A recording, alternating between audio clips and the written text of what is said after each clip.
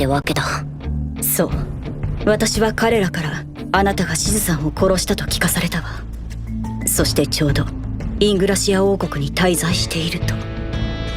確かにあれは最悪のタイミングだった。今思い出しても腹が立つ。